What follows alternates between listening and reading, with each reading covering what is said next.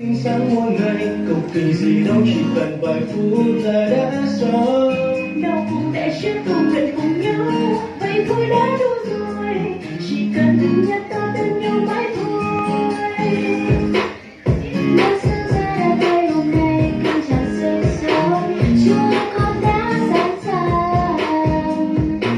Vài phút nữa tôi con sẽ chuẩn bị cho một ngày mới. Người ơi xin bên con mãi luôn.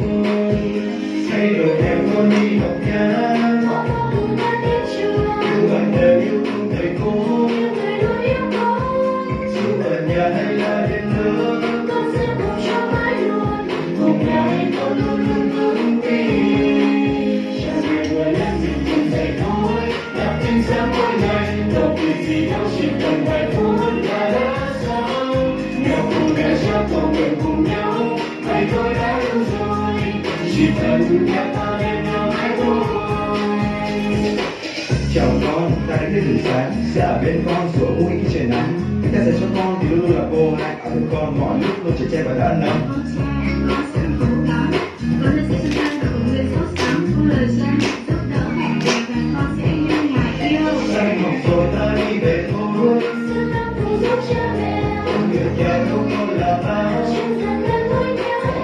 Mỗi ngày con luôn luôn cố gắng. Yêu thương bạn ta trái tim. Cùng ngày con luôn luôn vững tin. Một ngày rất quá mọi chuyện xảy ra, con đều đã bước qua. Lại cùng ngồi xuống bên cầu cùng Chúa cảm cảm ơn. Nhiều ngày vẫn luôn bảo vệ trẻ trẻ, một ngày rất tuyệt vời. Ngày nay con luôn luôn tạ ơn. La la la la la la, ta cùng yêu Chúa nhé.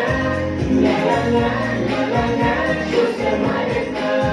La la la, ta cùng yêu Chúa nhé. La la, Chúa sẽ mãi bên ta.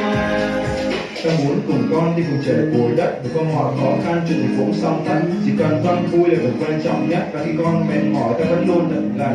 Cho con chẳng muốn đâu xa, chỉ là bên với Chúa đâu luôn ở nhà và luôn hay khó khăn Chúa qua.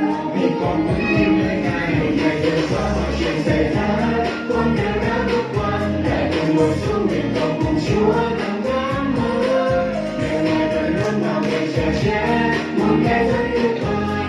Ngày nay con luôn luôn tạ ơn. La la la, ta cùng yêu Chúa